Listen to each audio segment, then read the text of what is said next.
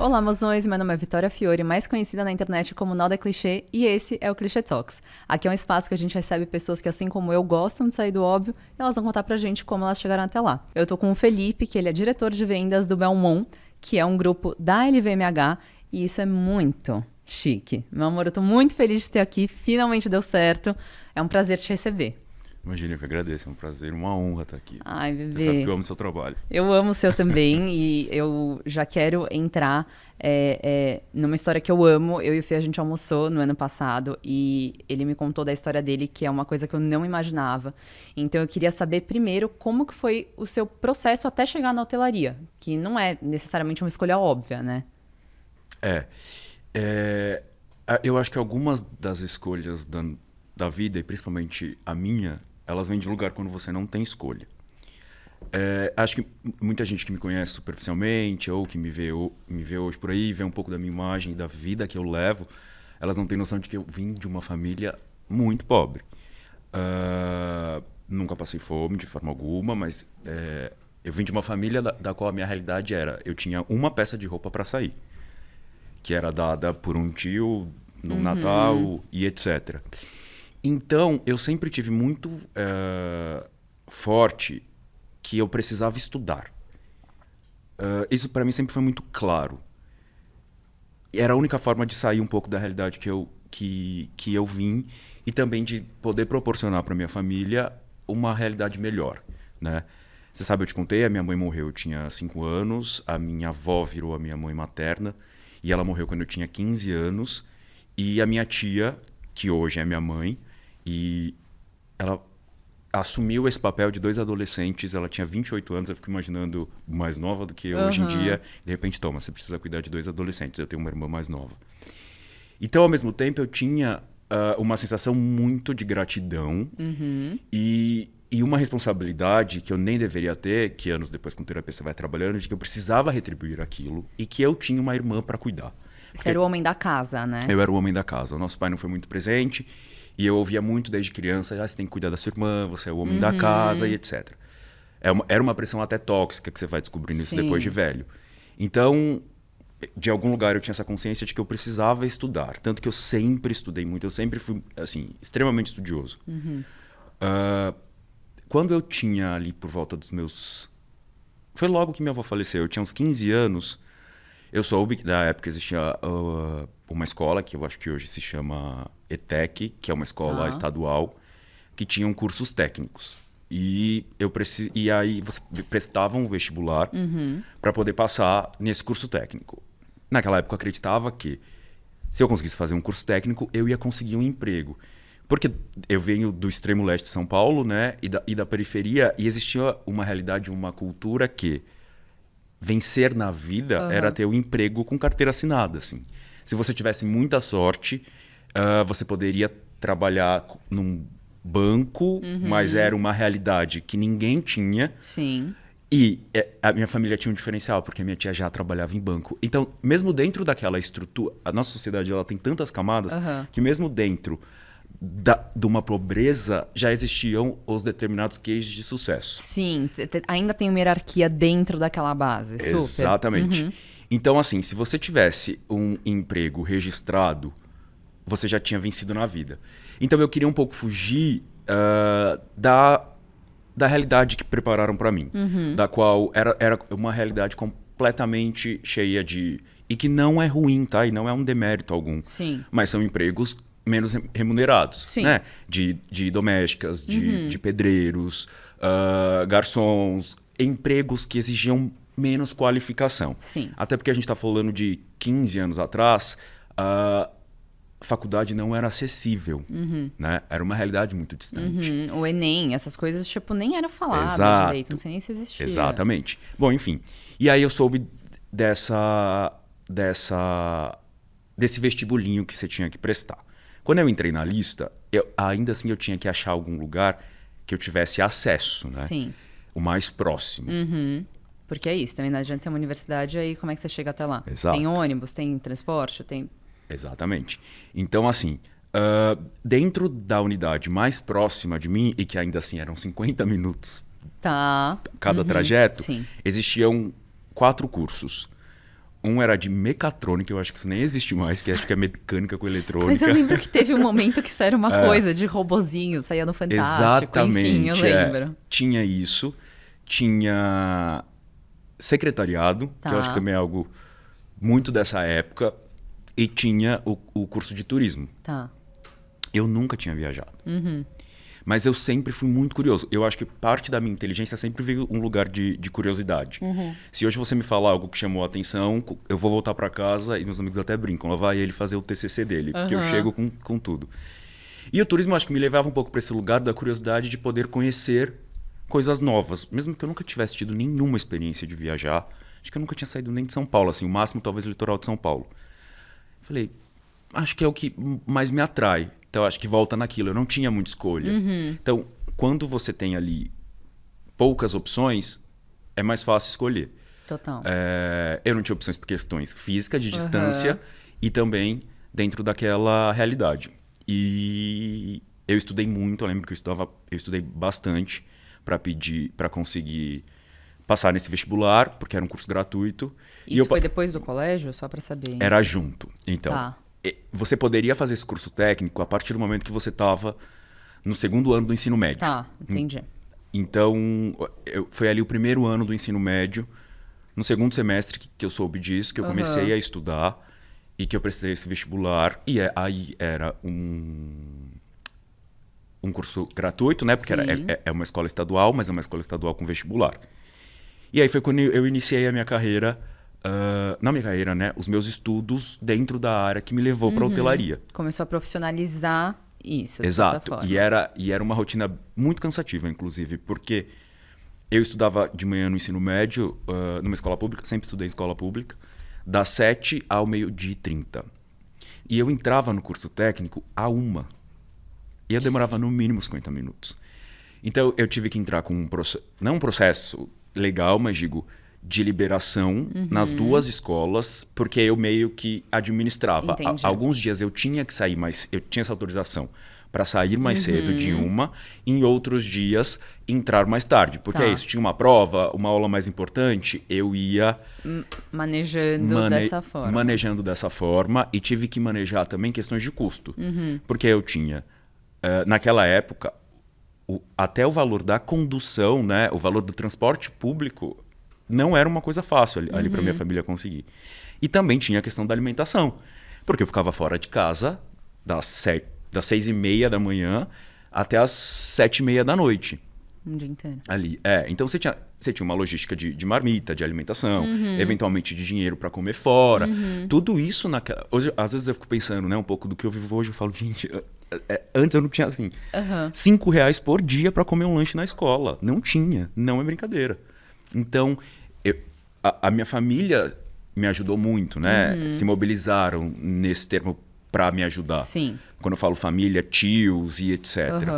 Então, eu acho que ali já começou um pouco esse esforço muito grande que eu tive que ter. Sim. Que depois aumentou e potencializou ainda mais. Mas eu nunca, quando era criança ou qualquer coisa do tipo, tive esse sonho de trabalhar onde eu trabalho hoje. Foi uma coisa que foi acontecendo. Não, eu acho que é muito inspirador por diversas razões, mas acho que principalmente o que você falou do estudo, já quando a gente almoçou eu te falei isso, minha mãe veio de uma realidade minimamente parecida, mas uma coisa que ela sempre me falou é que assim, cara, estuda, porque daí você pode escolher, daí você escolher por mais limitado que seja, assim, é realmente o que vai te levar para o próximo passo. E eu fico me questionando, assim, isso era uma coisa que era incentivada enquanto você era pequeno, tipo, ou era muito você com você mesmo, entendendo que era aquilo que ia te levar para frente? Tipo, o quanto você teve que ter essa força de vontade própria desde tão pequeno? Não, era uma obrigação. Sim. Nunca existiu nenhum tipo de pressão ou de incentivo nesse lugar. Muito pelo contrário. Era uma realidade tão, acho que distante e diferente, que assim... E hoje está tudo bem. A minha tia, que é minha mãe, é a pessoa mais importante do mundo para mim e a que eu mais admiro no mundo, porque de tudo que ela viveu e passou. Mas, quando eu era mais novo e adolescente e falava que eu ia sair da escola e fazer faculdade, as pessoas riam de mim. Eu lembro até, algumas coisas marcam, muita gente muda a nossa psique, né? A gente já conversou o quanto a psicologia e a psicanálise salvaram a minha vida e o quanto eu estudo sobre isso a fundo, ao ponto de estudar neurociência. Não sou nenhum profissional. Mas sou um curioso. Mas sou um bom curioso, já estudei bastante. E algumas lembranças aleatórias que a gente tem na vida são parte das lembranças que mudam, que moldam o que a gente é.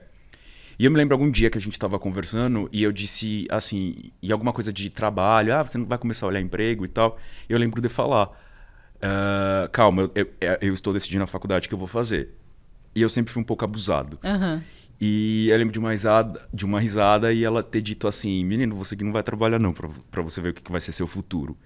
E hoje eu entendo completamente que não era uma falta de acreditar em mim. Total. Mas eram as lentes do que era possível 100%. pro mundo que eu vivia. 100%. Né? Eu acho que eu peguei justamente esse trajeto do qual a pessoa pobre começou a ter acesso na faculdade. Acho que até então não tinha ninguém na minha família que tinha feito faculdade. Então, eu lembro até hoje uma coisa que eu acho que quando eu tinha essa idade, 15, 16 anos, e você me perguntava qual que é seu sonho, eu falava, é fazer faculdade. Então, eu acho que são duas coisas que me motivaram. Tinha essa pressão de que eu precisava salvar a minha família, vamos dizer assim, e que muitas vezes era uma pressão minha, mas existia muito essa pressão do tipo, você precisa cuidar da sua irmã, você precisa cuidar da sua irmã. Tanto que durante muito tempo eu agi como se eu fosse o pai da minha irmã, não como irmão dela. Total, dando bronca. Me sentindo responsável mesmo, que eu tinha que educá-la, que eu tinha... E ela fala isso às vezes.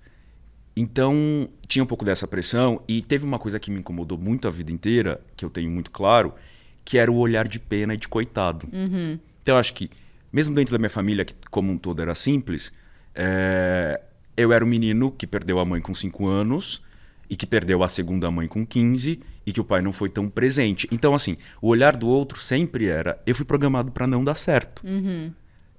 Eu fui programado para, né, digamos assim, era como se meu destino tivesse feito.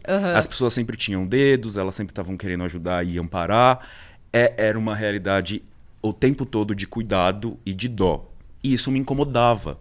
E criou até uma casca muito dura em mim, do tipo, não, sabe assim, engole essa dó. Por que você tá me olhando assim? E de alguma forma eu tinha consciência de que o que ia me fazer, e era a única ferramenta que eu tinha, era estudar. E mesmo com pouco acesso, eu não tinha internet, era um outro momento, eu fazia o possível. Então assim, na escola mesmo, eu ia para os meus professores, falava, olha, é o seguinte, eu estou estudando para vestibular, seja, né, esse vestibular do curso técnico e um pouco mais para frente, quando eu fui tentar fazer faculdade, eu estou estudando porque eu preciso ganhar uma bolsa para fazer faculdade, porque eu quero muito fazer faculdade. Da sua matéria especificamente, você tem livro que você estudou na faculdade, ou algum livro que você me indique, que você pode me emprestar? Sim. E eu acho que dentro de uma realidade da qual eu era diferente, obviamente, os professores viam né, um pouco, até uma cara de pau, mas assim, aquela vontade, todos me ajudavam. Então, assim, me aconselhavam... Se era o que eles mais queriam, né? Para um professor escutar isso, tipo, deve ser... Se eles tinham mais tempo, eles ficavam comigo, me emprestavam os livros dele, na biblioteca... Ou me davam os nomes, eu ia na biblioteca da escola, porque na mesma escola pública tinha uma boa biblioteca, e eu sempre fui de ler muito também.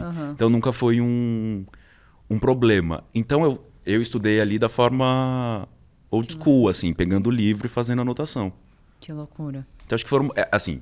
Com certeza, acho que foram essas duas coisas que mais me motivaram a ir atrás. Sim. E depois que você saiu desse curso técnico, aí você foi para a Anhembi, se eu não me engano. Aí, como que funcionava? Era 1 ano e meio de curso. Então, o curso técnico terminou no segundo semestre antes de eu me formar no ensino médio. Tá. Então, até a faculdade, vamos dizer que eu tinha 6 meses para fazer vestibular, para passar.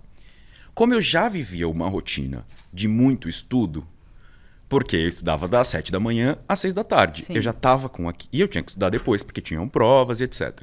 Eu já estava condicionado àquilo. O que eu pensei? Eu não vou mudar minha rotina. Eu vou continuar estudando para passar no vestibular.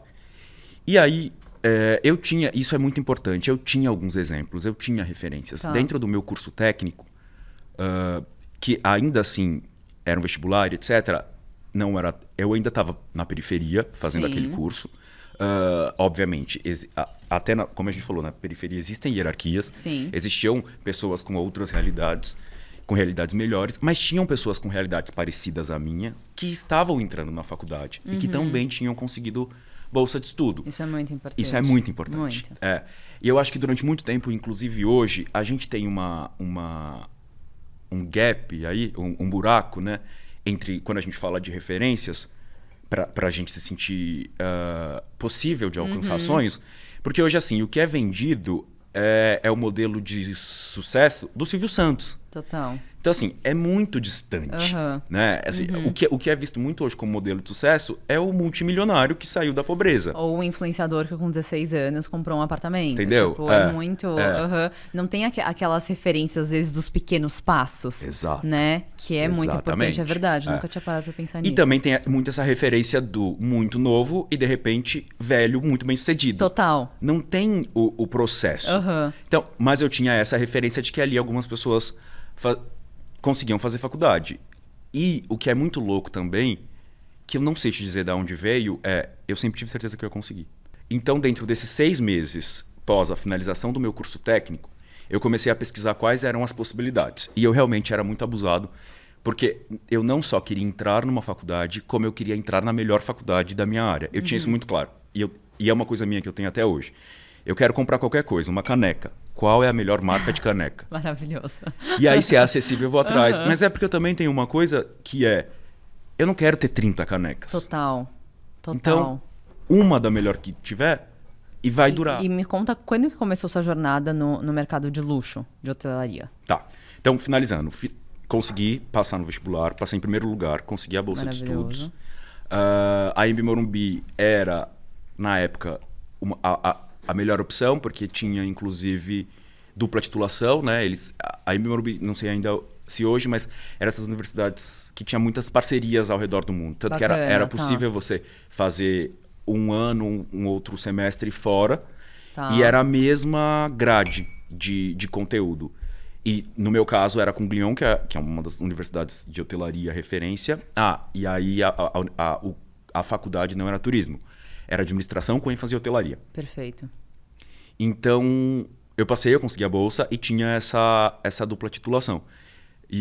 Então, eu tinha essa coisa, eu preciso fazer a melhor faculdade porque isso vai me garantir um acesso. Eu não concordo com isso no mercado de trabalho. Sim. E eu acho que as carreiras, muitas delas, não são fundamentadas nisso. Mas ainda existe um elitismo corporativo e de faculdade. Existem muitas empresas que só selecionam candidatos que venham de determinadas faculdades. E eu tinha esse conhecimento, não sei de onde. Então, se eu escolhesse essa área, eu queria ter essa possibilidade de poder ter um bom emprego. Na época, não sei hoje. Fazer estágio era uma coisa possível desde o seu, sei lá, primeiro dia da faculdade. Tá. Porque é isso, né? O estagiário é um lugar de aprendizado. E são estágios remunerados. A área da saúde, por exemplo, normalmente não é remunerado. Não era uma boa remuneração, não é uma super remuneração, mas precisava. Então, eu estava desesperado para conseguir algum emprego, para poder custear os meus custos da faculdade também. E eu acho que eu consegui meu primeiro estágio, eu estava no segundo semestre, não demorou muito. Bacana. E eu vivi o inferno, eu posso dizer. Eu acho que foi o momento mais difícil, assim, de toda a minha vida em termos de trabalho, porque eu arrumei um estágio do outro lado da cidade, eu morava muito longe, e eu entrava no estágio 7 da manhã, e eu fazia faculdade à noite, e eu chegava e eu morava longe da faculdade, então eu chegava da faculdade, 00:30, para dormir 1 da manhã, 1:30 da manhã, e no outro dia eu tinha que acordar 4:30 da manhã. Nossa. Então, durante muito tempo, eu dormia 3 horas por noite. E quando eu acordava, era um terrorismo. Eu ia querer chorar. Nossa, só de lembrar me dá um desespero. Eu acho que realmente foi assim, a época mais difícil da minha vida. Então, foi aí que eu comecei. No meu primeiro estágio, rapidamente eu mudei. Eu fazia estágio na parte de alimentos e bebidas. E ali eu já entendi que aquilo não era para mim. Eu já comecei a olhar para a área de marketing e vendas naquele momento, quando eu observava a pessoa que fazia isso no hotel que eu trabalhei. E como acho que é isso, né? Sempre fui abusado, eu fui bater na porta da gerente e perguntei, então, eu gosto daquela área, tem alguma vaga pra mim? A importância de também ir explorando, E, né? de falar, não é falta de Total. respeito. Eu não tava em Total. nenhum momento falando, demite alguém pra me contratar, Aham. mas tava dizendo, Tipo, oi, oi. tem interesse. Aham. Na cara a tapa. Exato. Não tinha, mas ficou ali registrado. Avisei pro meu gerente também. Eu trabalhei lá pouco, assim, acho que eu cheguei a ficar um semestre como estágio, quando surgiu uma vaga de estágio no mesmo lugar, em outro lugar, que eu me candidatei e passei, fui trabalhar pro grupo Rio Quente, que é dono de resorts ali em Rio Quente, né, que é em Goiás. E ali foi a minha primeira experiência com vendas. Enfim, eu fui efetivado lá, fiquei lá até o final da minha faculdade. Depois eu consegui um outro emprego em outro grupo. E aí, nessa outra empresa foi quando eu cruzei com, acho que a pessoa que mudou a minha vida profissional. E que a gente já se separou e que, inclusive, hoje em dia ela é minha chefe. Eu falo que ela mudou um pouco a minha vida profissional, não foi nem por ter me contratado. Eu lembro exatamente do dia. Aí foi quando eu entrei no mercado de luxo, comecei a trabalhar com ela nos hotéis Unique aqui de São Paulo, né? Que tem o Unique em São Paulo e o Unique Garden. Foi dentro do meu processo, eu me formei. Quando eu tinha 23 anos, eu assumi um cargo de coordenador, que já era um pouco... um cargo um pouco mais estratégico. Tá. E eu sempre fui por camadas, isso é legal. Quando eu assumi o cargo de coordenação até os 23, eu falei assim, até os 25 eu vou virar gerente. Eu juro. E eu virei. Muito focado, velho. E aí, com 25 eu trabalhei lá quase 8 anos, eu acho. Em um momento eu já era gerente, ela já era diretora, na época ela era minha diretora. E teve um dia... E assim, eu sempre tive o lugar o tempo todo e as pessoas me falavam desse jeito de menino prodígio, né? Que é uma coisa que eu brigo hoje pra tirarem isso de mim. Então, era o tempo todo isso. E aí, quando você é jovem e você é muito competente e muito inteligente, e não me entenda com arrogância, às vezes até muito mais do que as pessoas mais velhas, as pessoas vão te colocar esse rótulo. Porque é isso, você é muito bom, mas você é muito novo. Então, fica aí. E eu acreditava nisso. E eu acreditava muito que eu precisaria envelhecer para poder crescer. Até porque a maioria dos empregos que a gente conhece é assim, né? A advocacia, tudo é tipo... Não, você precisa muito pouquinho, durante muito tempo. É um plano para, tipo assim, quando você tiver 40, 50 anos. Exato. E era uma cegueira até. E aí eu me lembro o dia exatamente que ela virou para mim. É Carolina Mogames. Ela realmente fez isso. E foi nesse dia que ela mudou a minha vida. Ela chegou para mim e falou assim, Fê, a gente tá fazendo, a diretoria toda, um exercício junto com coach, de liderança e etc. E um dos exercícios era apontar uma pessoa do seu time que hoje está capaz de te substituir se você saísse. E apontar tudo. E olha aqui, eu coloquei você, tô te contando. Na hora eu fiquei em choque. Eu fiquei em choque porque, assim, pra mim aquilo era muito distante. Pra dali 10 anos. E aí, aquilo mexeu muito comigo. E eu? Por quê? E aí ela foi me apontando tudo. E ela tava certa. E ali eu virei uma chave. E também assim, falei, nossa, eu me sentia tão abusado. E olha isso, tipo, tava aqui na minha frente, assim, uma possibilidade que Sim. eu nunca nem enxerguei. Bom, enfim. Aí nisso eu virei um pouco essa chave. E aí eu mesmo me coloquei uma meta de virar diretor até os 30 anos. Ali quando eu tinha 25. Então eu tinha 5 anos para alcançar essa meta. E que eu alcancei. Mas ali foi o meu primeiro contato com o mercado de luxo. Assim, diretamente falando. Quando eu era mais novo, vai ser um pouco... eu cheguei, e aquilo ali me salvou um pouco, porque eu cheguei a ganhar um dinheiro, mas eu fui dos meninos jovens que chegou a ser colírio da Capricho. Não. Mas eu não fui uma estrela, eu não tinha nem Mas Twitter você na era? época. Eu não tinha nem Twitter na época. E aí... Gente, eu não tava esperando. eu já tinha tido alguns contatos. Como assim? E eu já conheci algumas pessoas, assim, na época, aleatórias, mas nada muito profundo. Tá. Tanto que, assim, muito das nossas amizades em comum que a gente tem hoje, muito dessa galera e muito de uma galera do nosso meio, hoje, são pessoas que eu conheci também quando elas eram, Total. assim, começando carreira. Total. Então, eu já sabia um pouco o que era cada coisa, muito por causa de eventos. Total. Não, gente, evento é uma coisa... O Murilo tava aqui semana passada e, tipo... É uma conexão que você vai fazendo e... enfim, sim.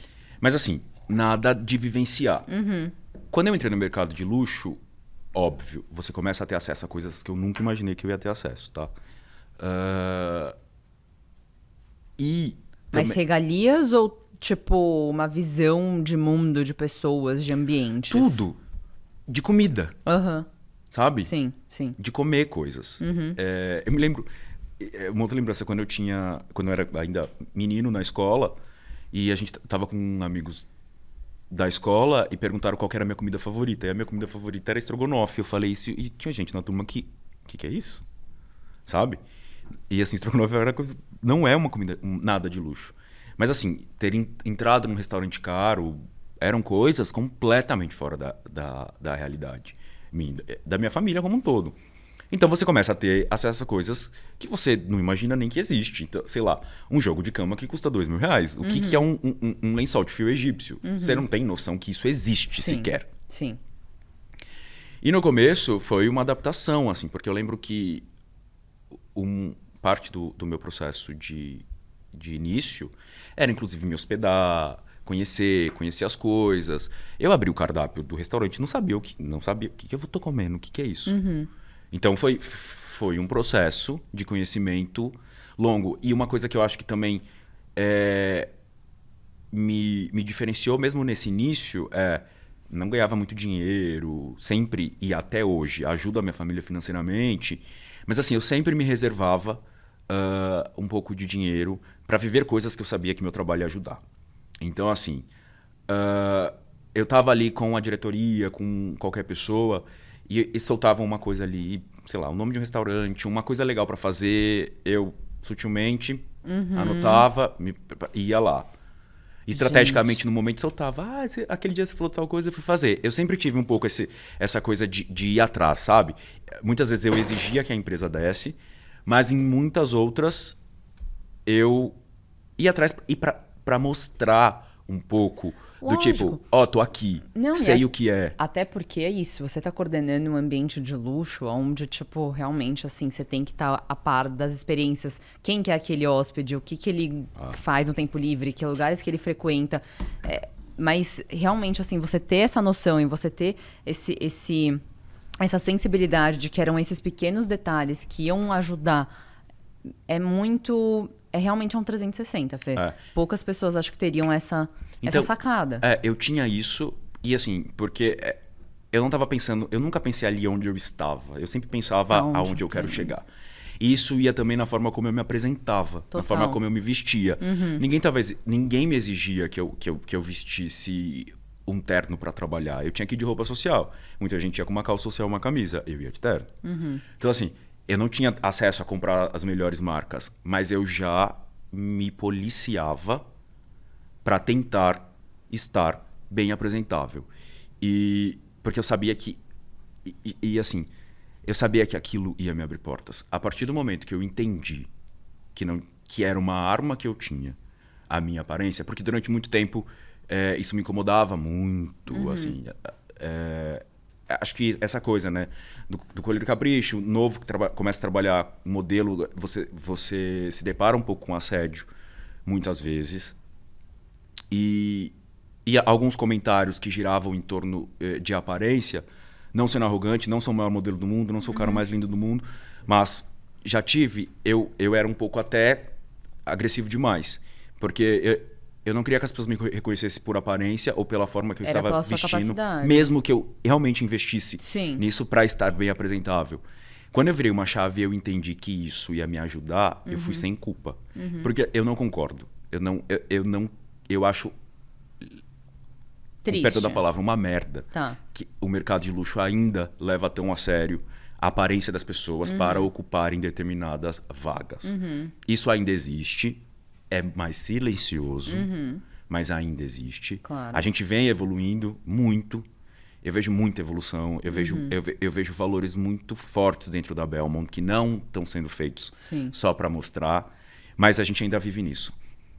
Quando eu virei uma chave, eu entendi que eu não poderia ser culpado de usar o sistema de merda que a gente vive para poder... entrar no sistema para hackeá-lo, vamos dizer assim? Sim. Eu virei essa chave e eu falei, agora eu vou usar disso. Sem peso na consciência. É uma arma que eu tenho. E é uma forma de eu mudar essa estrutura. Eu não vou mudar o mundo.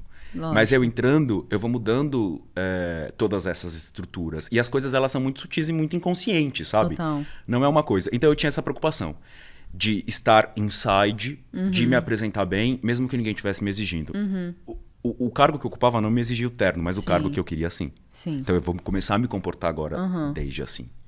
Porque é parte, assim, é postura. E não é só isso. É postura, é como você fala, o que você faz. Eu sempre levei trabalho muito a sério e sempre coloquei trabalho numa caixinha da minha vida, da qual diz respeito do que eu posso fazer e do que eu não posso fazer. Isso pra mim sempre foi muito claro. Você agora é diretor e você se planejou pra isso, você almejou isso. E aí agora você conquistou, só que tem esse lado que você já comentou, que você de fato é muito jovem. Então, assim, qual que é a visão que as pessoas ao seu redor têm disso? Ou como é que é hoje em dia, assim, ocupar um cargo tão importante numa idade tão jovem? Essa é a minha batalha atual, eu falo. Eu coloquei essa meta de que eu ia virar diretor com 30 anos, quando eu entendi que eu poderia. Foi quando chegou a pandemia. E aí eu pensei, nossa, até hoje, todas essas pequenas metas que eu fui colocando na minha vida, e que elas vão aumentando conforme eu atingo, hoje eu penso, nossa, quando eu tinha 17 anos, o meu sonho era fazer faculdade, tipo... É muito doido você olhar pra trás e falar, era um sonho, sabe? Quando o sonho da pessoa é comprar uma casa, o meu era fazer faculdade. E aí eu falei, entrou pandemia, viagem, acabou. Calma, você tinha sido promovido antes da pandemia? Não, tá. Eu fui promovido na pandemia. Chegou a pandemia, eu falei, eu comigo, tá tudo bem, Felipe, você não vai alcançar, vai ser a primeira vez que você não vai alcançar. E é isso, a gente não controla tudo, o mundo tá acabando. Total. Só o fato de você ter um emprego, você é muito privilegiado, ainda mais na área que você trabalha. E ainda estava trabalhando, não fui desligado durante a pandemia, né? Já tinha um cargo meio estratégico. E quando eu estava com 29, foi quando essa minha chefe que eu comentei antes me ligou e perguntou. Eu muito direto, né? Ela começou a me fazer umas perguntas e Carol, e a gente não trabalhava mais junto. Carol, desembucha. Ela falou... ninguém sabe ainda, eu tô sendo promovida, eu já vou cuidar de toda a América do Sul. E antes dela, e hoje meu também, nosso vice-presidente, falou, você precisa contratar alguém tão competente igual a você. E aí ela falou, quando ele usou o termo igual a você, ela falou que na hora veio meu nome, assim. E aí ela me fez o convite se eu queria entrar no processo. Não foi ela que validou, quem valida é o vice-presidente. E aí, quando ela tava fazendo um monte de perguntas, eu, Carol, desembucha, não tô entendendo nada, o que você quer? Aí ela me perguntou, eu falei, é óbvio, você ainda me pergunta? E aí foi um processo muito longo, né? A gente tá falando de uma empresa global, que faz parte da LVMH, que é o maior conglomerado de luxo do mundo, tem um milhão de coisas. Então acho que foi um processo que durou 3 meses. Mas foi em torno de 3 meses. E eu lembro que eu fiz a entrevista final, que foi com o vice-presidente, no dia 28 de dezembro. No dia 30 de dezembro, o meu chefe da outra empresa me chamou para conversar. Não, o diretor-geral da empresa me chamou para conversar e falou, olha, o diretor atual, eu quero desligá-lo. E, enfim, resumo, tem toda uma história por trás. E eu acho que a pessoa que tem que ficar no lugar dele é você. No dia 30. E aí eu fiquei assim... Porque eu tinha acabado de fazer a última entrevista. Eu voltei pra casa. Quando eu estava chegando em casa, meu telefone toca. A vaga é sua. Gente. Do outro. Da Belmont. E me manda seus dados, porque eu quero te fazer a proposta. A diretora de RH. E eu assim... Cara, dia 30 de dezembro, o mundo em pandemia, o meu mercado em crise. Eu com 29 anos. E o meu problema hoje... É escolher tipo, qual cargo de diretor eu vou ficar. Gente, isso deve ter sido, tipo... Sei lá.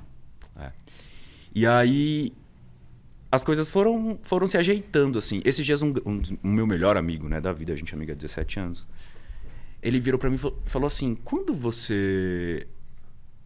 É muito grande o cargo de diretoria, as pessoas não têm noção, assim, muito grande que eu falo, do impacto da responsabilidade. Total. É muito, assim, é realmente exaustivo muitas vezes. E um dia ele veio pra mim assim, nossa, mas quando você assumiu, né? Lembrando que pro meu segmento, hoje no Brasil, a Belmont tem 2 hotéis no Brasil e um é o Copacabana Palace, que foi o primeiro hotel de luxo do Brasil, que inclusive completa 100 anos esse ano. Sabe, quando eu era criança, entrar no avião era um sonho que eu não tinha. Hoje, toda vez que eu vou pro Rio de Janeiro, eu durmo no Copacabana Palace. Já pude levar minha família pra lá, que era uma coisa que, assim, se alguém me perguntasse isso, não existia. Sim. Eu tenho uma lembrança de quando eu era criança, porque, assim, sair, sei lá, da periferia pra ir pra Avenida Paulista era um sonho, era uma viagem. E aí eu tenho essa lembrança clara, a gente passou na frente de um hotel econômico e tava lá, diárias por R$200. E eu era bem criança. E nessa época nossa, alguém pagar R$200 pra dormir uma noite num lugar. R$300 era o preço do aluguel do mês de onde eu morava. Das pessoas que moravam de aluguel. Eu não tinha nem noção que existia algo tão caro. Então, assim, só que o que as pessoas também não entendem você não vira uma chave do tipo, moro na periferia, não tenho R$10 pra comer, sou diretor. Sim. É degrau por degrau. E eu acho que uma coisa, apesar de ter sido tudo muito rápido, eu também sempre tive um pouco de paciência. Eu nunca fui o jovem prodígio que alimentam do tipo, precisa ser promovido agora.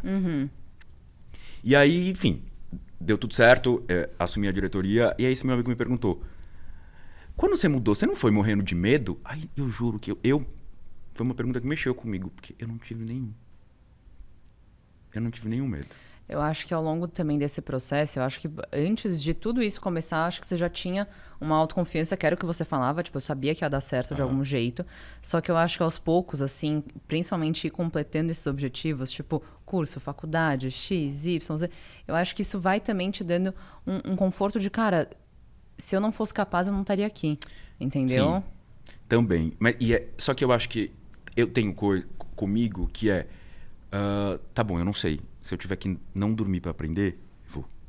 E aí eu vou fazer. Total. Entendeu? Total. Se eu tô me propondo a fazer, eu vou fazer. Eu acho isso muito importante, porque tem muita gente que tem um pouco dessa síndrome de impostora, que tem um pouco desse rolê de, não, então eu não vou me candidatar porque eu não sei fazer isso, isso e aquilo.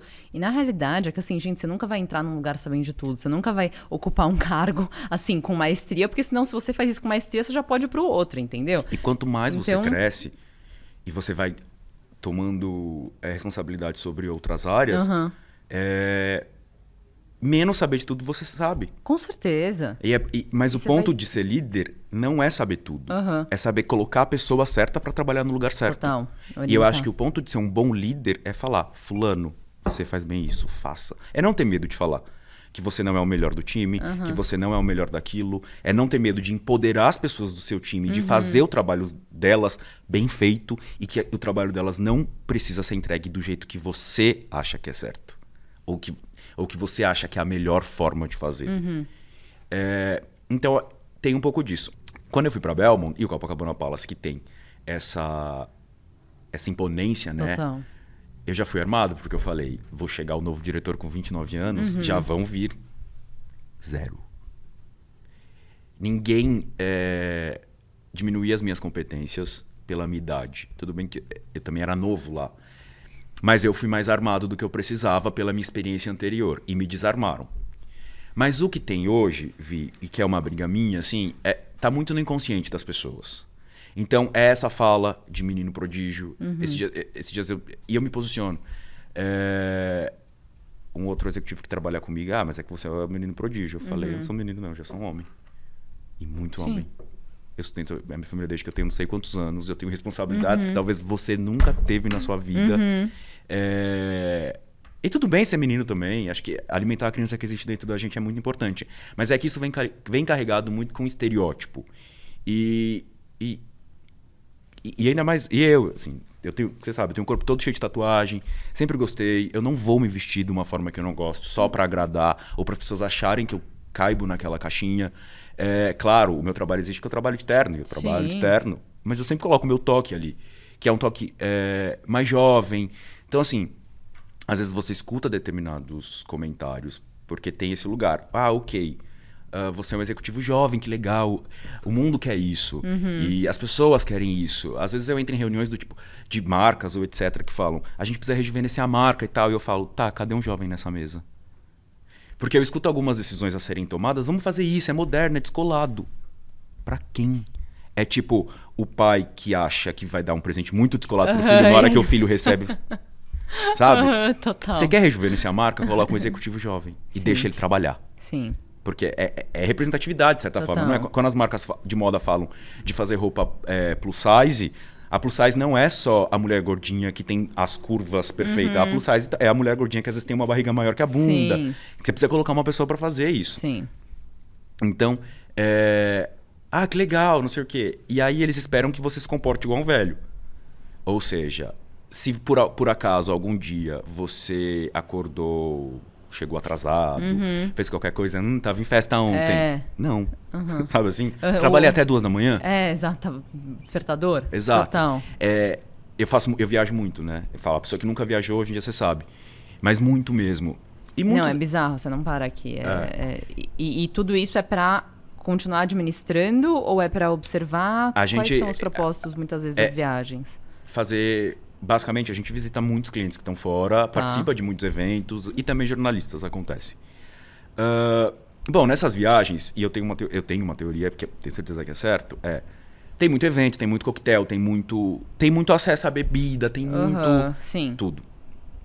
E bom, não preciso dizer o quanto eu sou focado. E eu tenho uma rotina, eu sou focado, eu gosto de acordar cedo e ir pra academia. Eu começo meu dia depois que eu vou pra academia. Então, assim, se eu não manter esse foco e essa rotina, quando eu viajar... eu viajo o tempo todo. Toda vez que eu viajar e tiver evento eu ficar bebendo, entendeu? Não tem como. No começo, quando é tudo muito novo, você fica emocionado, mas chega uma hora que você fala, virou rotina. Não dá. Eu comecei dessa também, tipo, vários eventos e tal. Aí um drinkzinho. No final, eu falei assim, gente, tô bebendo todos os dias da semana? Parou? Tipo, porque é isso, assim, é um ambiente também que você precisa ser muito sociável, que, tipo assim, o acesso é muito fácil, aí... Pra você ser legal, eu não sei, é uma mistura de tudo que... Total. Porque é isso, é equilíbrio na vida. O trabalho tá na caixa certa, a vida social tá na caixa certa. Eu não preciso sair pra baixo. Se eu quiser beber, né, por exemplo, a palavra, extravasar, ficar muito louco, me divertir, falar besteira, eu tenho com quem, onde, quando fazer. Quando eu tô trabalhando. Né? Essa rotina de trabalho é muito exaustiva. Por quê? Eu tô viajando, tô fazendo um monte de coisa, o mundo não parou aqui no Brasil. Total. Então meu time tá chamando, tá acontecendo uma infinidade de coisas. Então você fica ligado ali o tempo todo. E essa coisa de fuso horário também deve ser uma insanidade. Absurda. Exato. Então o inconsciente tá sempre levando você pra esse lugar que você tem que ocupar. Então toda vez eu reforço um pouco isso. Esse papel E tem uma crítica também para os líderes mais jovens, né? Não é chegar e sobrepor sua opinião, sua modernidade. Não. É a mistura. Total. É ouvir o que o outro tem de melhor e porque, oferecer o que você tem de melhor. Porque, obviamente, ele também tem muita coisa para te ensinar. Exato. A experiência... E aí o que eu acho que as pessoas mais confundem não é a idade que traz maturidade, tá, gente? São as experiências que você vive. Eu, em 15 anos de vida, vivi os maiores 2 lutos que muita gente não viveu com 80 anos. Isso traz muito ensinamento. Então, assim, eu já tinha muito mais maturidade que muitas outras pessoas. Mas também, tipo, é muito uma prova de que são as lentes que a gente coloca que realmente fazem a gente seguir a vida, ou olhar para certos problemas, ou olhar para certos desafios e situações, assim. E eu acho que isso é muito raro, independente da idade. Assim, é difícil alcançar. Não. E o meu processo foi difícil também, né? São anos de terapia, foi aí que eu amei o assunto e fui estudar sobre. É muito doido, porque o sonho da minha vida era fazer faculdade. E quando eu me formei, eu entrei em depressão. Sim. Uma depressão funda. Porque eu entrei numa crise que eu falei, nossa, eu realizei meu sonho e a minha mãe e minha avó não estão aqui para ver isso. E as pessoas que eu queria mostrar não estão aqui para ver isso, porque era um peso muito grande me formar. Naquela época. Significava muita coisa também, né? Então, isso eu tô falando de 10 anos atrás. Hoje eu tenho essa maturidade, né? Eu acho que eu percebi que realmente foi uma coisa 100% esclarecida e bem resolvida no dia que eu falei pra... Porque eu sempre... Não sempre, né? Eu sabia de que tudo isso que aconteceu na minha vida me trouxe para me tornar essa pessoa. E uma pessoa muito empática. Porque eu sei o que é sofrer. Eu senti. Então, se eu puder fazer qualquer coisa para que você não passe ou puder te ajudar, eu vou fazer. Então, eu sempre tive essa certeza de que foi porque eu vivi no inferno que eu me tornei essa pessoa. Quando eu era criança, eu vi os meus amigos da escola tipo, falando assim, ai, meu pai... Sei lá, coisas que pessoas que crescem numa casa com pai e mãe têm de rotina, que eu nunca tive. Eu pensava, nossa, meu sonho é viver isso. São pequenas coisas, tá no dia a dia. E aí eu percebi que eu realmente estava muito bem, sempre sendo esclarecido, quando eu entendi que... Foi um dia que eu falei pra mim mesmo, que se eu tivesse poder de voltar no passado, eu não mudaria nada. Sim. Sabe? Acho que a minha mãe, a minha avó, elas vivem em mim, em todas as experiências que eu tive. Elas vivem no amor que eu construí com a minha irmã. Sim. Que eu sei, todos os irmãos têm uma relação muito forte, mas a relação que eu tenho com a minha irmã é absurda. E isso só foi possível porque teve uma falha ali no meio. Então essa falha nos aproximou. A minha mãe tá nessa, tá ali. Foi isso que... E foi por causa da ausência dela que criou isso. Então, de certa forma, ela ali. Sim. Eu acho que eu não... Eu não acho, não, eu tenho certeza. Porque hoje eu já fiz as pazes e eu aceitei muito bem quem eu sou. Se eu pudesse voltar no passado e mudar tudo, quem que eu ia ser? Total. Não sei. Total. Então, eu tô tão confortável com isso, já superei, já entendi. Porque é isso, a cultura ocidental, a gente renega muito o fim. Tipo, alguém falou em morte, bate na madeira. Quem nunca escutou isso? E a única certeza que a gente tem na vida. Entrar num relacionamento já falando, olha, se a gente precisa entrar sabendo que se acabar, a gente precisa ser respeitado da mesma forma que a gente tem. Ai, cala a boca. Total. Vai acabar. Total. Da forma mais romantizada possível, os dois podem morrer juntos, mas vai acabar. Não. Mas a gente reluta muito isso. E se você fala... E o brasileiro também é super emocionado, né? Super... E se você fala de fim, você é um insensível. Eu lidei com o luto com o fim muito cedo, então eu sei que tudo vai acabar na vida. E Fê, você acha que assim, tudo isso, todo esse pacote, eu acho que eu consigo ver muito como você criou essa casca e essa também maneira de ver e lidar com as situações. Isso reflete muito no jeito que você deve coordenar seu trabalho. É isso, você coordena muitas pessoas, coordena muitas áreas, assim, é o que você falou da questão da orquestra. Então eu acho que ter todos meio que essas caixinhas um pouco mais aliviadas e essas lentes, eu acho que deve facilitar um pouco também no flow dessas coisas, de certa forma? Sim. Faz sentido ou faz. não? Não, faz. É isso. Você tem muitas experiências mais difíceis desde muito cedo. Uma coisa que eu aprendi com o tempo também é não ficar colocando régua na dor dos outros, né?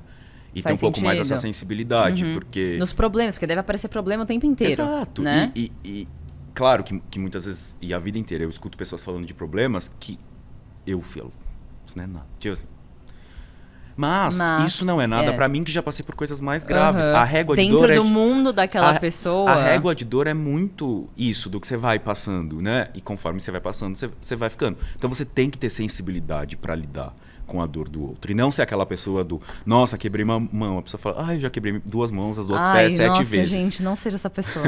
Entendeu? Então ter um pouco essa sensibilidade. Porque é isso, você olha pra dor do outro com uma empatia, tá doendo pra pessoa. Isso cabe dentro do trabalho também. O que aquela pessoa pode te oferecer, né? Em termos de entrega profissional, o que você precisa, o que a empresa precisa, na verdade, não você. E você como líder, como você vai instrumentar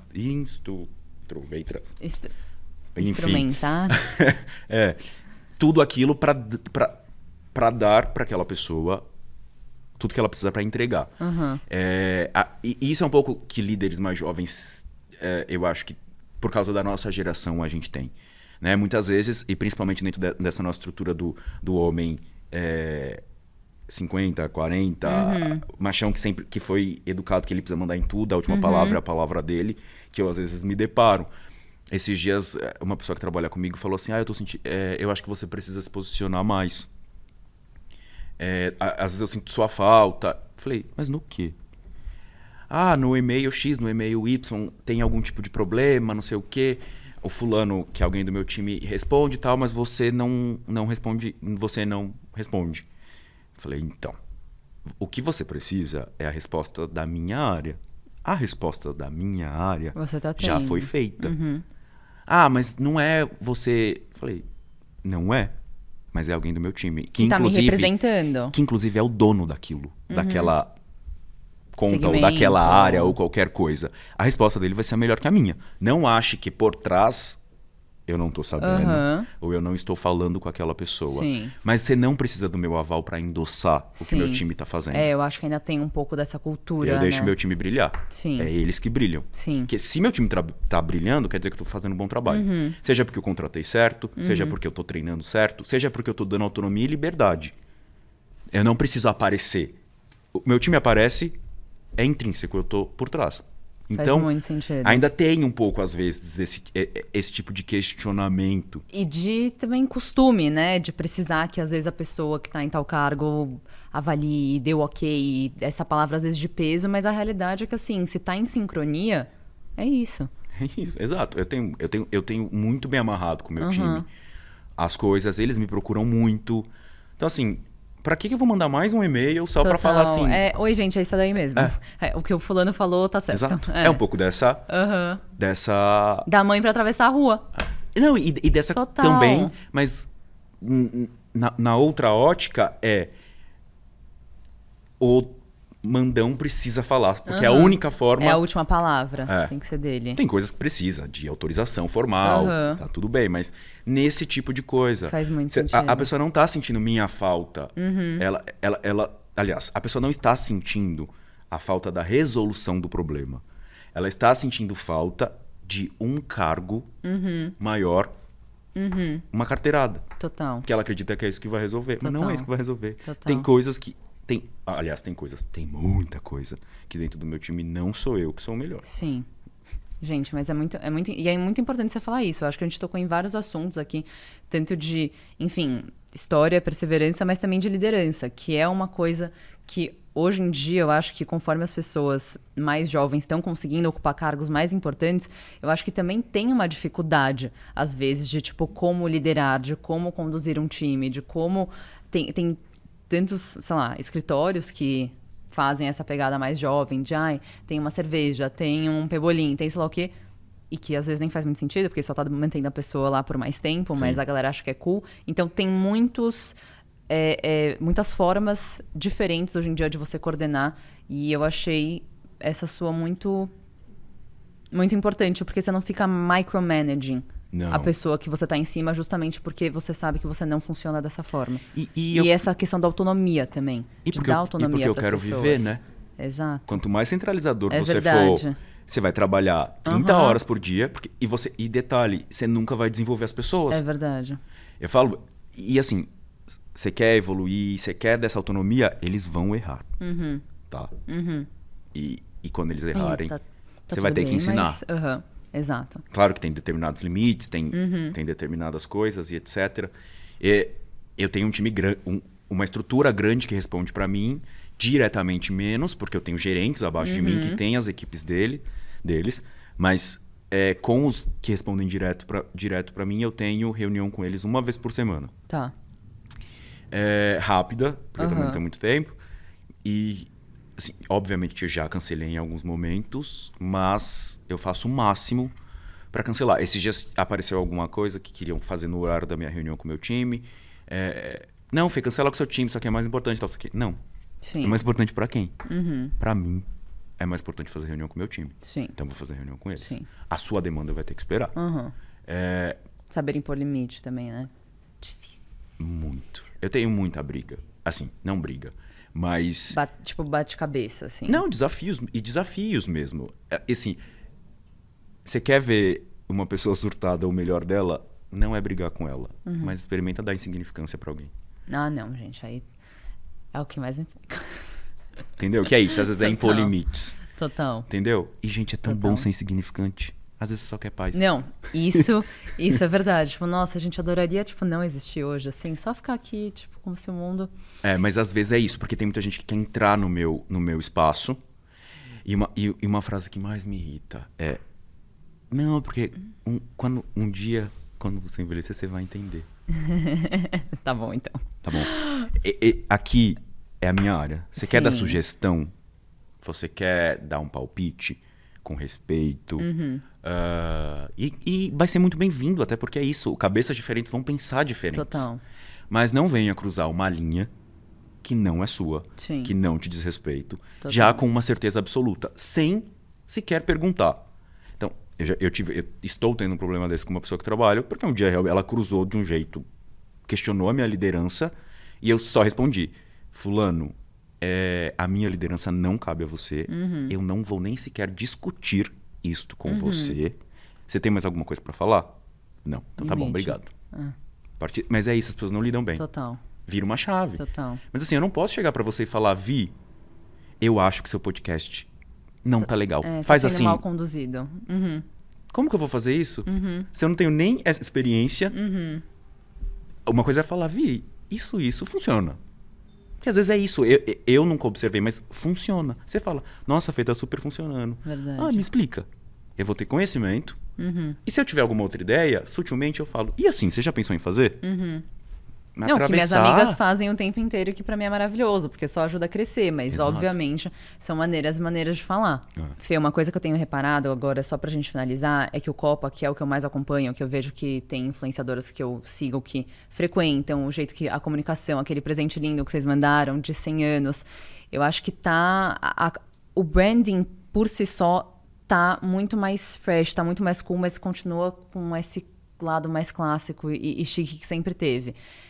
Como é que foi pensar essa estratégia? Como é que foi, assim, não ressignificar a imagem de um hotel, mas conseguir aprimorar e aperfeiçoar ainda mais uma coisa que é tão clássica? Eu acho que tem vários ingredientes aí nessa fórmula de sucesso. Uma vez eu estava lendo um livro do Mário Sérgio Cortella, que ele fala que a gente começou a dar um significado errado para a palavra tradicional. A gente começou a colocar a palavra tradicional num lugar de ultrapassado, de velho. E a palavra tradicional, ela vem de tradição. E o que tem tradição não muda. Porque não é uma coisa velha, é uma coisa que tem história, Total. que tem relevância, que tem tudo isso. Se você pegar aqui hoje e construir um prédio igual o Copacabana Palace, ele vai ficar completamente datado. Porque você construir um prédio de 100 anos Total. Atualmente. Não faz sentido. Mas um lugar que tem história, né? O Copa, especificamente, ele faz parte da história do Brasil, né? O bairro de Copacabana cresceu ao entorno do hotel. Então, o Walt Disney criou o Zé Carioca na piscina do Copa. Então, tem muita história. E aí eu acho que uma junção de várias coisas. A compra da LVMH, a compra da Belmont pela LVMH, traz não só um fresh de pensamento, mas também investimento. Um time novo, sim, tem um time novo, grande. E quando eu falo novo, não é nem novo de idade, mas cargos novos, pessoas novas, com vontade, com tudo muito pronto na cabeça, com vontade de agir. E pessoas que se escutam e se respeitam. Né? Dentro do time em comunicação, o nosso time tem um menino jovem negro muito, sabe? E realmente é a pessoa que traz essa bagagem e que vai fazer a diferença, porque sente na pele, que tem muito poder, a voz dele é escutada, que traz coisas, ele faz muitas coisas.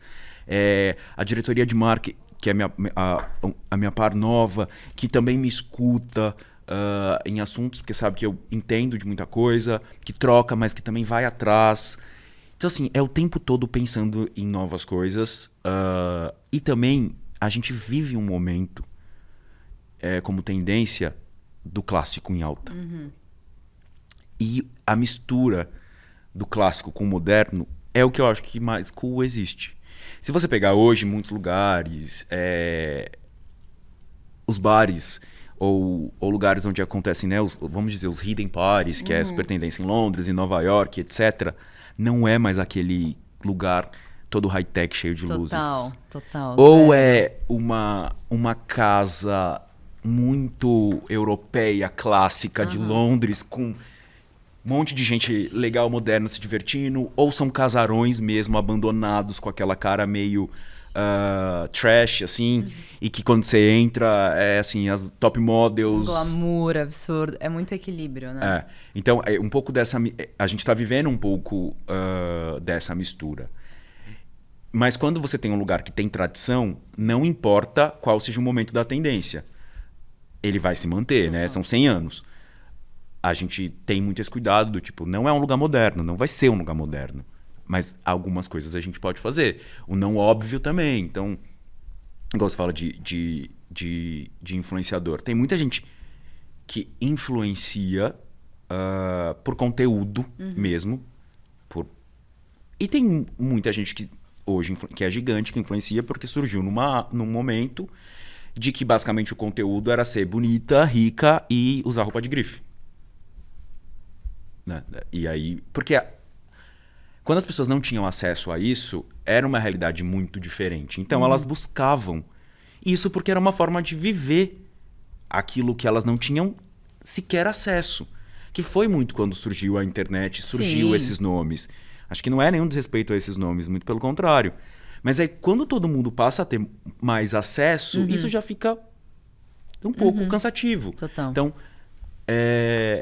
como criador de conteúdo, né, a pessoa pode ser pequena em termos de números, mas qual que é o conteúdo que ela está entregando, né? O que ela está fazendo? Que às vezes faz mais sentido. Cara, a gente tem vários guidelines de marca, de brand. A Belmont tem uma coisa que eu gosto muito, que está desde o nome. Outras redes hoteleiras de luxo no mundo todo, você pode visitar qualquer hotel deles no mundo todo, é sempre a mesma experiência. Parece que você está no mesmo hotel, mas em lugares diferentes. Sim. A Belmont não é assim. Então, assim, tanto que, por exemplo, Four Seasons. É Four Seasons São Paulo, Four Seasons Nova York. Não. A Belmont é Copacabana Palace, um hotel Belmont. E todos os nomes de todos os hotéis do mundo da Belmont é sempre o nome do hotel, da propriedade primeiro, do que o nome da rede.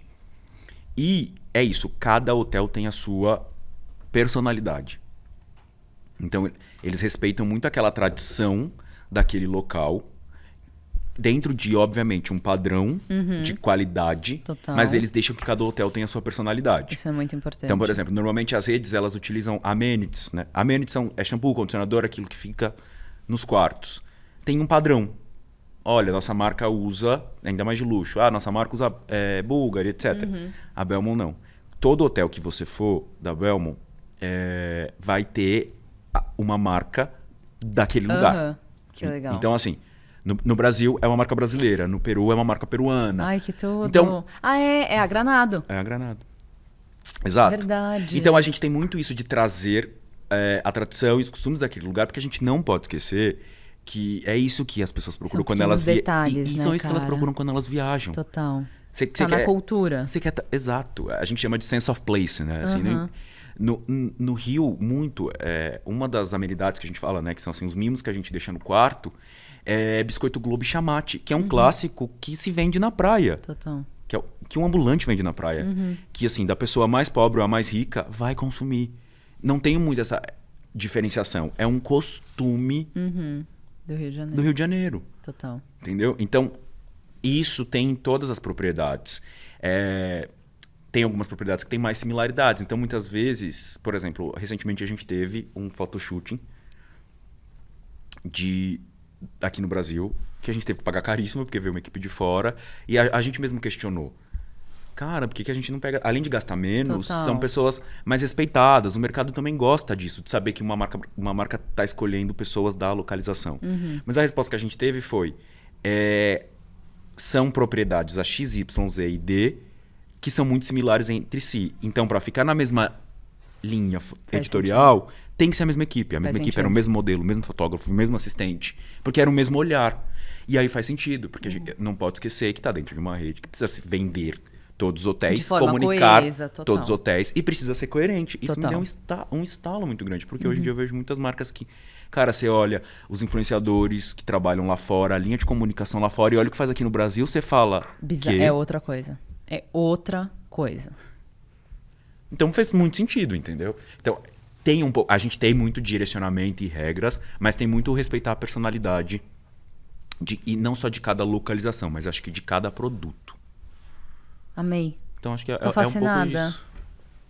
Tô fascinada. É porque são muitas coisas que a gente não pensa. E é tipo um mundo completamente diferente. Só que o mais bizarro é que assim, você chega no hotel e parece que tudo assim já tava lá. Sabe? Assim, que tudo só existe. E você não consegue nem pensar, não consegue nem imaginar a logística por trás de tudo isso. Porque não é só a imagem, não é só a equipe que trabalha lá. É, assim, cada pessoa, cada talher, cada mesa, cada madeira que é colocada ali, você tem que transmitir esse feeling. Eu acho que o White Lotus é uma série que veio aí pra mostrar muito isso. A série passa praticamente sempre dentro realmente daquela propriedade. E cada elemento te traz um feeling e uma associação diferente.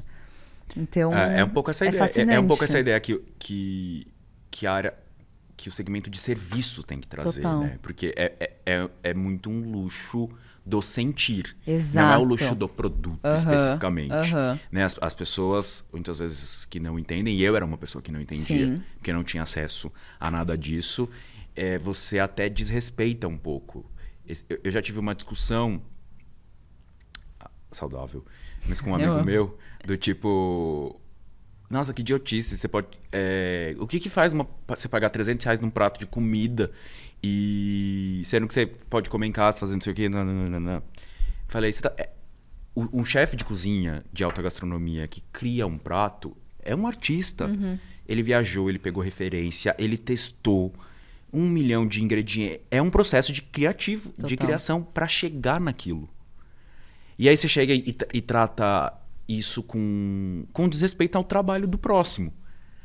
E assim, ali tem todo um custo. Vai ter o custo da locação do lugar, vai ter o custo do salário do garçom, até do cara que tá na cozinha. E assim, e é isso, um pouco da ignorância que eu tinha, né? As pessoas ricas ou milionárias, elas não passam o dia a dia delas comendo alta gastronomia. Elas comem comida normal. Total. A alta gastronomia é um lugar de experiência. Total. Vou sair para jantar, vou experimentar uma coisa diferente, mas é um processo de criação. Dentro da a gastronomia está muito dentro da hotelaria, obviamente. Mas a hotelaria tem um pouco disso. O que você vai oferecer de serviço no quarto quando o cliente voltar, muitas vezes, que passa o dia fora, né? Você vai deixar um docinho. Total. O que você vai oferecer... a roupa de cama, Total. que é aquela cama que você fala. Não, tem a expressão cama de hotel, né? Quando a Maria Helena Pessoa veio aqui, ela comentou muito de como o luxo foi transformando na cabeça dela ao longo dos anos. E hoje em dia ela também tem essa associação muito mais do sentir. De um cachemir bom, de uma peça boa. E o hotel, realmente, porque se você parar pra pensar, qualquer hotel tem uma cama, um chuveiro, uma televisão, mas tá... nos pequenos detalhes, é o cheirinho do quarto que você entra quando você sente, é a cortina, se o blackout é bom ou não, é o sabonete, é muito É você chegar na calculado. recepção, a pessoa te chama pelo nome. Total. É você andar pelo corredor, o funcionário falar bom dia, boa tarde. Exato. Você vai começando a sentir um pouco desse feeling de ser abraçado, Total. sabe? Total. Tem um pouco esse lugar de sentir abraçado. Pelos sentidos, pelo cheiro, né? As nossas propriedades também, todas elas têm o cheiro. Muitas vezes, quando eu chego no quarto, no copo, eu sinto o cheiro, eu falo, tô no copo, sabe? Exato. Então tem muito isso. E eu tento também fazer um pouco esse exercício. Porque a gente banaliza e normaliza coisas muito legais quando a gente vive elas muito tempo. Se eu vou trabalhar uma semana no Rio, é uma semana no Copacabana Palace. Já é normal, até porque lá é meu lugar de trabalho, mas toda vez que eu tô lá eu paro, tento parar um pouco, respirar, lembrar de tudo Sim. até isso e ainda assim poder me emocionar. E eu falo isso pros meus amigos. A grande parte dos meus grandes amigos são amigos de infância, de adolescência, que vêm até hoje. Eu viro falando pra eles, gente, me puxem pra realidade, me ajudem, me emocionem, pra eu não banalizar esse tipo de coisa. E é engraçado porque o cheiro é uma das coisas que me traz essa sensação de tô aqui, tipo... Exato. Não, o sente. olfato é uma das memórias mais potentes que existe. Ai, gente, que lindo. Ai, eu tô muito animada, gente. Eu vou pro Copa daqui a pouco, vou pensar em tudo isso. Tipo, cada detalhe eu vou estar... O Felipe me falou. Tem muito... E tem a identidade visual dos quartos, né? De Total. decoração, que é tudo pensado. Tudo tem que ser muito pensado. É uma delícia. Sempre é um prazer. Eu acho que vocês estão fazendo um trabalho maravilhoso. Fê, eu acho que a gente vai ter que encerrar, mas... Já falamos muito, né? Nossa, mas foi um prazer muito grande ter aqui. Tô muito feliz que finalmente deu certo. Eu que agradeço o espaço. Não, obrigada por se sentir confortável, para compartilhar isso pra gente, para tirar um tempo da sua agenda, que eu sei que é muito corrida, para fazer isso acontecer. Então, foi uma honra, de verdade. Tenho certeza que muita gente se inspirou pela sua história. Eu acho que ela é muito linda e o final já tá sendo o final, o meio. Tá sendo muito feliz e o final vai ser melhor ainda. Então, muito obrigada por estar aqui com a gente. Foi um prazer, eu de que coração. agradeço o espaço. Lindo. Obrigado. Mozões, se inscrevam no canal. Espero que vocês tenham gostado desse episódio. Deixa aí nos comentários se vocês tiverem alguma dúvida, alguma questão. Eu vou mandar pro Fê qualquer coisa para ele ajudar a gente a responder. Mas se inscrevam, ativem o sininho e até o próximo. Um beijo.